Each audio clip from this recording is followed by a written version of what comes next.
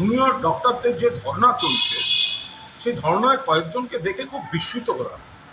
একাধিক দলের যারা সক্রিয় রাজনৈতিক মুখ তাদের সেখানে দেখা যাচ্ছে, এবং বিশেষভাবে দেখলাম পামেলা দেবীকে সেখানে। তিনি বিজেপির নেত্রী, একটা সময় মাদক কোকেন কেসে অ্যারেস্ট হয়েছিলেন। আমি কেসের আপডেট নিয়ে উনি দোষী না পরে তিনি কেস থেকে বেরিয়ে যান, আমি এর মধ্যে যাচ্ছি না, ওনার কেস নিয়ে কথা বলা আমার উদ্দেশ্য না। আমার বক্তব্য দেখলাম সেই পামেলা দেবীও ওখানে বসে হাততালি দিচ্ছেন, স্লোগান দিচ্ছেন এবং বিপুল জিনিসপত্র নিয়ে গেছেন, সেগুলো দিচ্ছেন।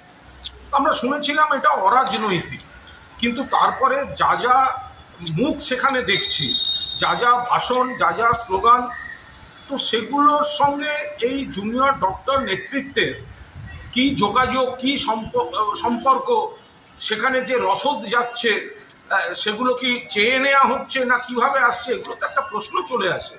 মূল যে কারণে জুনিয়র ডক্টরদের আন্দোলন, তাদের সহযোদ্ধা যে তরুণীর ধর্ষণ এবং খুন, তার ন্যায় বিচারের দাবিতে আমরাও সহমত।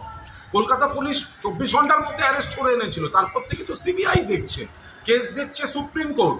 সুপ্রিম কোর্ট বলেছে কর্মবিরতি তুলে কাজে ফিরতে।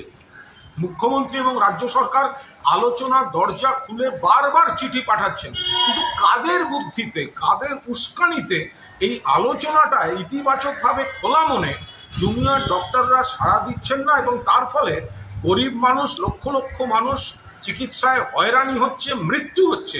এই বিষয়টা তো একটা সকলে ভেবে দেখবেন নিশ্চয়ই।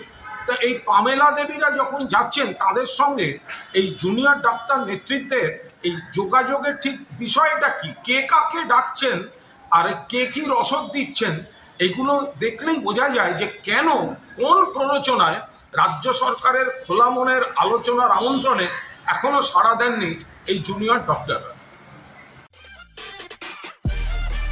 সব খবর সবার আগে পেতে আমাদের চ্যানেলটি সাবস্ক্রাইব করুন এবং পাশে থাকা বেল আইকনটিতে ক্লিক করুন, লাইক ও শেয়ার করুন।